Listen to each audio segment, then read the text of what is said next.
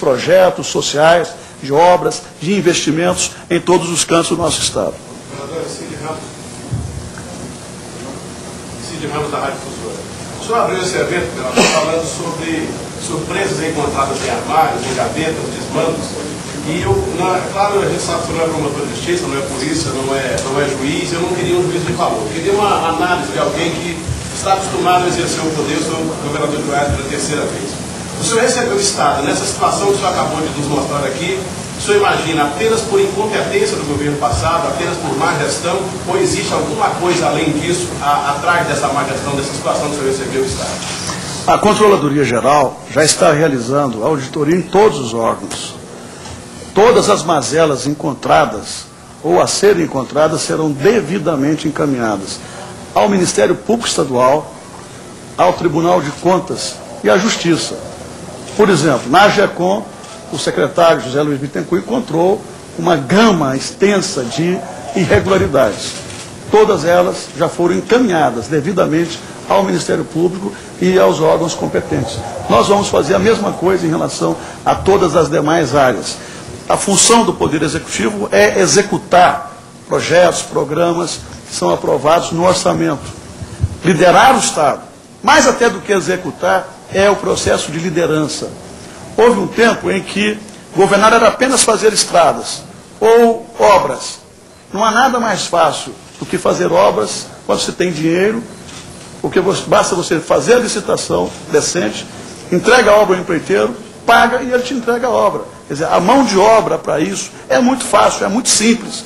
O difícil é você construir, a partir das ações do governo, serviços de qualidade que ofereçam cidadania digna às pessoas. Mais difícil do que fazer obras é você garantir, pela eficiência e pela competência do governo, que a área de saúde, por exemplo, possa garantir os mínimos direitos consagrados pela Constituição aos cidadãos. Garantir que as pessoas possam trafegar por estradas seguras. Garantir que o atendimento no VaptVup seja de qualidade. Garantir que a universidade, que é custeada com dinheiro público, também possa cumprir a sua finalidade. Garantir que a segurança, que a polícia possa agir na defesa da cidadania com condições materiais eficientes. Garantir que os presos possam viver em celas adequadas, respeitosas. Garantir que os mandatos de execução penal sejam cumpridos. Garantir que na área de educação as crianças possam realmente receber um bom nível de ensino. Um ex-prefeito de Nova York disse certa vez que o governo dele deveria ser avaliado pelos indicadores na área de educação. Se todos pensassem isso no Brasil e no mundo, com certeza o nosso país seria um país muito diferente. Pessoal, o governador vai responder mais duas perguntas diante da explanação que ele já fez. O Murilo vai fazer uma agora. Bom dia, governador. Murilo Santos, TV Anhanguera. O senhor disse agora há pouco que a realidade fiscal do Estado é muito crítica. Qual vai ser a saída? Qual vai ser a solução? Normalmente, quando um governo vem e diz que a situação é crítica, logo vem aumento de impostos, a carga tributária cresce. Como é que o senhor pretende fazer?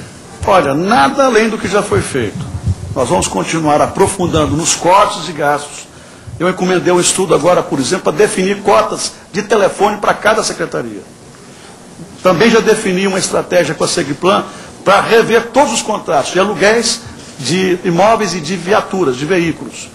Quer dizer, só com essas medidas nós já vamos ter muita economia. Além de cortes em outras áreas da administração pública. Diminuir despesas correntes vai ser a nossa permanente obsessão no governo. Diminuir despesas correntes desnecessárias para termos condições de investir onde realmente é necessário. Então, não penso em aumento de impostos. O que era para fazer já foi feito, que era a redução de subsídio na área de gasolina, álcool e diesel, para a criação do fundo de transportes. No Mato Grosso, além de aumento de alíquota de combustíveis, no passado, o governo também resolveu cobrar a conta dos produtores para a construção de estradas. Nós não estamos fazendo isso aqui. Nós consideramos que é obrigação do governo investir na melhoria da nossa malha. O que é que nós queremos com esse fundo? Nós deveríamos ter algo em torno de 300 milhões no fundo. nós vamos investir 60 milhões na manutenção e conserva permanentes das nossas rodovias. Já estamos reestruturando o programa Terceira Via, que vai se chamar, a partir de agora, Rodovida. O programa vai se chamar Rodovida. E nós estamos dividindo a manutenção e a conserva da malha rodoviária pavimentada em relação à malha não pavimentada. Nós temos 23 mil quilômetros de rodovias pavimentadas e não pavimentadas. E o Rodovida vai cuidar. Uma parte das empresas vão cuidar das não pavimentadas e outra das pavimentadas. Nós vamos investir cerca de 240 milhões nesse ano apenas para recuperação de rodovias, reconstrução de rodovias. Nesse mês agora, possivelmente, depois de deflagrada a licitação, eu vou convidar a imprensa, vou convidar a população para fazer o lançamento do programa Rodovida, incluindo todas as ações que serão desencadeadas neste ano em relação à nossa malha rodoviária. Governador, João Nascimento, da Agência Assembleia de Notícias, do Jornal Repórter e do Jornal da Semana. Gostaria de saber do senhor, nessa sua determinação de fazer o melhor governo da vida dos goianos, o que o senhor espera de apoio da Assembleia Legislativa e do Judiciário? Olha, eu vou procurar dar o mínimo de trabalho à Assembleia. Vou enviar o mínimo possível de projetos. Só enviarei projetos à Assembleia quando forem de absoluto interesse público, de absoluta relevância, e procurarei ter uma relação harmoniosa, respeitosa com todos os deputados. Não só em relação aos deputados da nossa base de apoio, mas em relação a todos os deputados com assento na Assembleia. De oposição, de situação, essa vai ser a minha relação com o Poder Legislativo. O Poder Legislativo goiano é muito bem dirigido pelo presidente Jardel Serba. Nós temos lá parlamentares muito experientes. Eu tenho muita segurança na relação que terei e que já tenho com a Assembleia Legislativa. E em relação ao Judiciário, é forçoso reconhecer, necessário reconhecer, que nós temos aqui um dos judiciários mais bem equipados e melhor estruturado do Brasil. Nós temos um judiciário composto por homens do mais alto conteúdo intelectual, com a melhor formação jurídica. A relação vai ser republicana, uma relação convergente, uma relação de absoluta sintonia. Nós, do governo, do Executivo, tivemos a necessidade de contar com a ajuda do Judiciário no começo do ano para pagamento da folha de dezembro. O Judiciário nos emprestou quase 60 milhões. Nós já começamos a pagar as parcelas do empréstimo. Já quitamos o empréstimo do Ministério Público, estamos começando a pagar as parcelas do Tribunal de Contas e já vamos pagar a segunda parcela de 17 milhões e 400 do Judiciário. Portanto, eu espero ter uma excelente relação com os poderes e uma excelente relação com o Ministério Público. O Ministério Público já propôs alguns termos de ajustamento de condutas. Eu já pedi ao Ministério Público que formulasse alguns outros TACs. E nessa questão do IPASGO, por exemplo, a atuação, a intermediação, a interlocução do Ministério Público goiano foi impecável. O doutor Benedito Torres e o doutor Marcelo Celestino foram fundamentais para que pudéssemos chegar a bom termo nessa questão do IPASGO com os prestadores de serviço. A senhora pode fazer pergunta, depois eu vou encerrar. Cristiane Pedro, da Revista Estiva. Na sua campanha, e aqui hoje mesmo, o senhor deixou bem claro que o senhor quer colocar o nosso Estado como mais promissor da nação. E eu apresentei um projeto do senhor que chama Cerrado Cajuí, onde esse projeto objetiva projetar a capital do Estado como eixo fluente da moda em todo o país. E até o momento a gente não teve uma posição do governo. E a gente sabe que a importância da moda na formação da riqueza econômica e social do Estado. E o CCCOM abriu e até então não teve nenhum evento que projetasse nacionalmente o Oscar Niemeyer. Tem uma brincadeira aqui que eu fazia quando era governador da outra vez. O Murilo já conhece, alguns outros também, acho que o Cid, o Jair. Em casa que não tem pão, todo mundo briga e ninguém tem razão. O problema é dinheiro.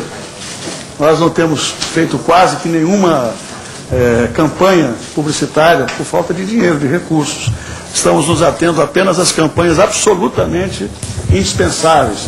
Agora, por exemplo, nós estaremos deflagrando uma campanha contra a dengue. Então, à medida que a gente tiver o fluxo retomado, com certeza, nós vamos dar muito... A gente encaminhou o senhor muita ênfase. Pedindo verba. Tá. A gente está querendo que o senhor... Eu vou pedir ao professor Dr. José Luiz Bittencourt e depois converso com a senhora. Governador, José Luiz Bittencourt, repórter da futura TBC News. O senhor, nesse balanço dos 100 dias, ainda enfatizou muito a questão das dificuldades encontradas. Elas ficaram muito claras na exposição, no trabalho que foi projetado.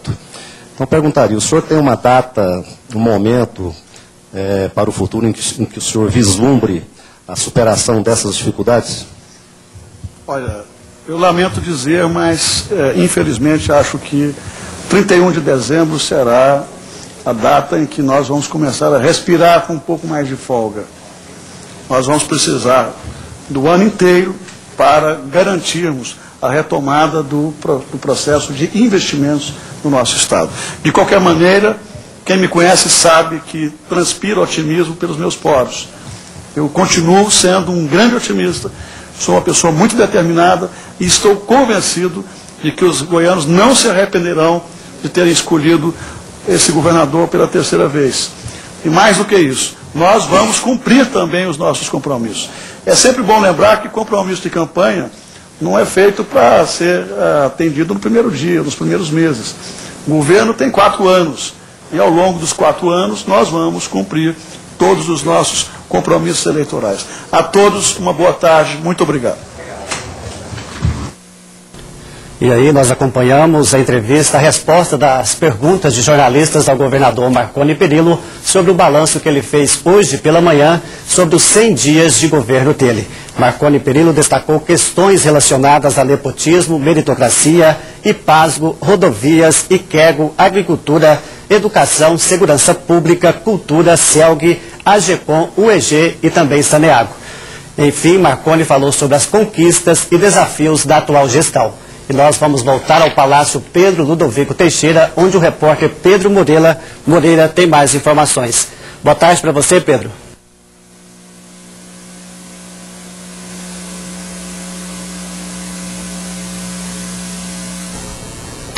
Tivemos um pequeno problema no áudio do Pedro e mais informações sobre o balanço de 100 dias do governador Marconi Perillo à frente do governo de Goiás. Você confere daqui a pouquinho na primeira edição do Jornal Brasil Central. Até lá.